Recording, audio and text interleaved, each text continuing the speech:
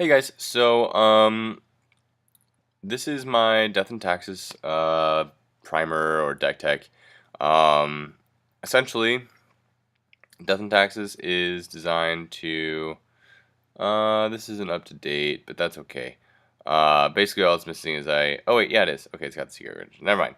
Um, banter with myself aside.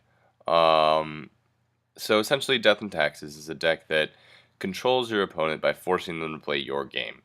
Um, and you do this by uh, with your so you use Aether Vial. Where is it? Use Aether Vial to play your creatures, so you don't have to tap your land to cast much. Meaning that you can use your land to instead tap down your opponent's land and keep them from playing the game. Um, or Thalia increases the cost of things plus restricted import. So that's annoying to play against. Or you're flashing in Sarah Avenger on turn two or uh, turn 3 with Aether Vial. Phyrexian Revoker. You name things that you know they have, like a Mox Diamond comes down on turn 1, and you're like Phyrexian Revoker. It can't do anything. So there's just a lot of essentially the deck works in that way. It makes you play around what it's got. You play against Miracles, Phyrexian Revoker. Um, just there's a lot of answers in it, and it's an aggro control shell. It plays a lot of small dudes that have big effects, like Mirror Crusader. So we'll go through the choices. Flicker Wisp is a 4 of. Flicker Wisp does a lot of work. You can bounce your own Stoneforges, you can bounce creatures in combat, you can bounce Lily to remove counters, you can do all sorts of things with Flicker Wisp. Flicker Wisp is an incredibly versatile card, and paired with Aether Vial, it becomes more versatile and more potent. It's also a 3/1 flyer, which does matter. Angara of Corindor is there for, so you can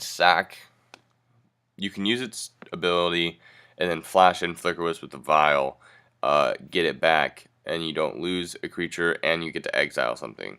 So that's powerful. Mirror Crusader, it's a 2/2 with Pro Black and Green with double strike. That's amazing. Very potent against a lot of the format. It's really good against some of the Delver lists. Once you get an equipment on it, if you can do that without it dying. So it's just one of those cards that just wreaks havoc and does a lot of work. Mother of Runes, obviously amazing, right? She gives your stuff protection. She gives herself protection. And she's just a hassle to deal with in combat, in removal sequences, all kinds of stuff. So she just does a lot of work. Phyrexian Revoker, you've seen some of its stuff so far. It can shut down Liliana. It can shut down Sensei's Divining Top. It can shut down all kinds of random sorts of things. Almost every single deck is going to have one thing in it that has an activated ability. It can shut down Deathrite Shaman if you need it to. Just an incredibly versatile card.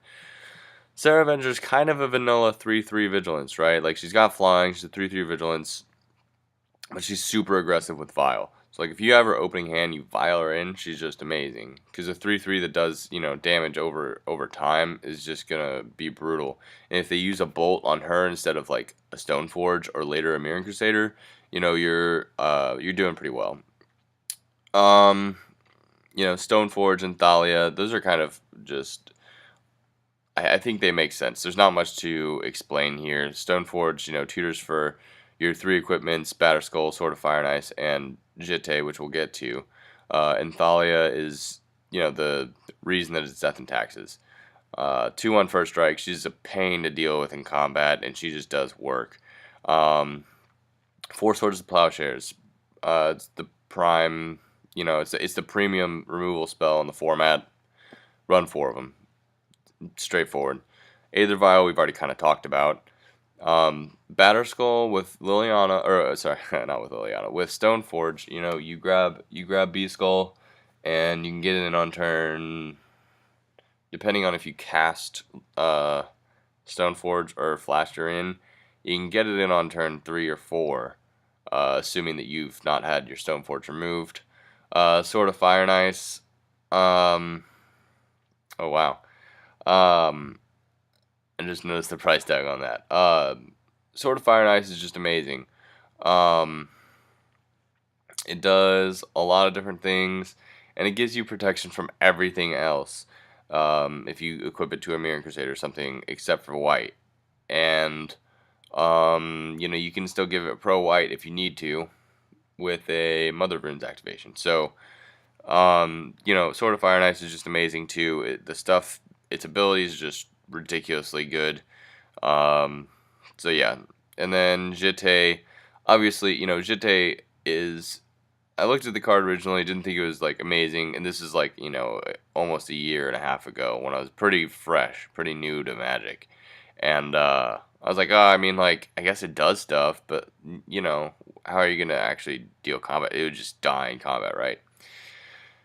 This card is amazing. For anyone who's not played Legacy before, you're using your counters to do whatever you want. It's basically an equipment planeswalker of sorts.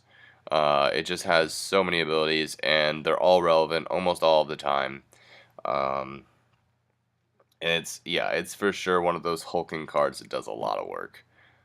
Sideboard Cataclysm, you punish those decks that go wide, whether it be Affinity, whether it be Elves, Goblins, etc.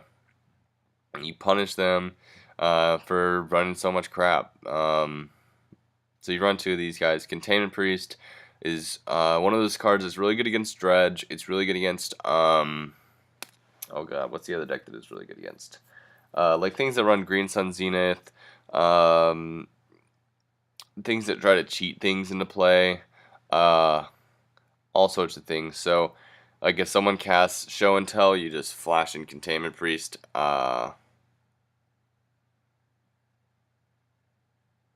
Is Show and Tell a May? I believe it is. I believe it's a May ability. So you gotta like,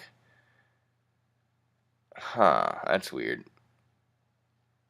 There's some interesting interactions there, and I'm gonna look into them. But I think you can use her as your thing that you're putting into the play, and they would just both be exiled. That seems legitimate. But anyway, and it's good in the mirror too, because then people can't vial things in, which is nifty. Console's Judgment.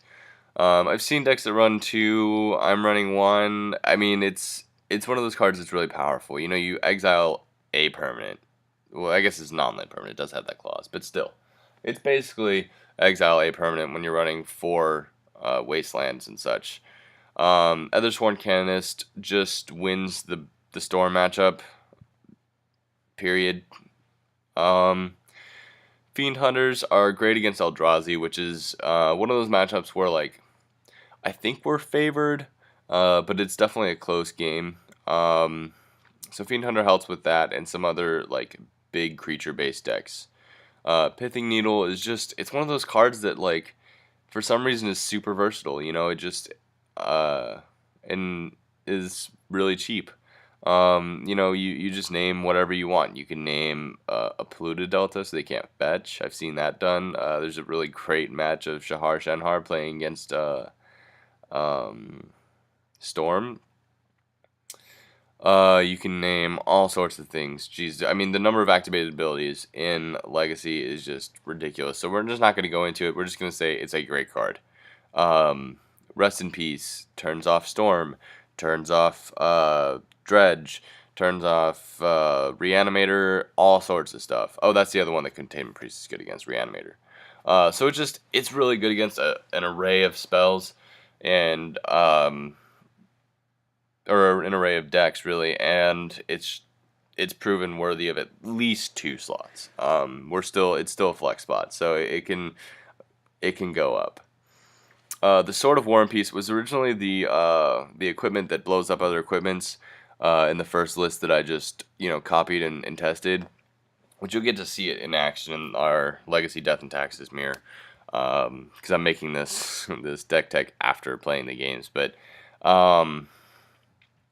So Sword of War and Peace seems better in a lot of ways because it gives pro red and white, so you get your last color protected, which is good in the Legacy or in the Miracles matchup, right? Because then you have protection from red, white, everything except for blue. And quite frankly, I don't care about blue. Like a Jace bounce isn't that harmful for me, presuming I have like a Vial on the field or something.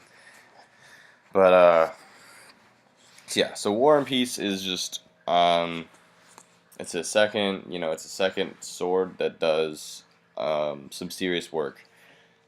And then the Wilt Leaf Liege is good against like decks that run Liliana. Another like discard type effects. There's not like an 8-rack, but like there are a few decks that run Liliana, and you can board Wilt Leaf Liege in and make her pretty much useless because a 4/4 is very hard to kill in this format. If you're not running swords, and it gets in damage. So with that said, I'm gonna ship you guys to the matches, and I'll say thanks for watching. I'll see you next time.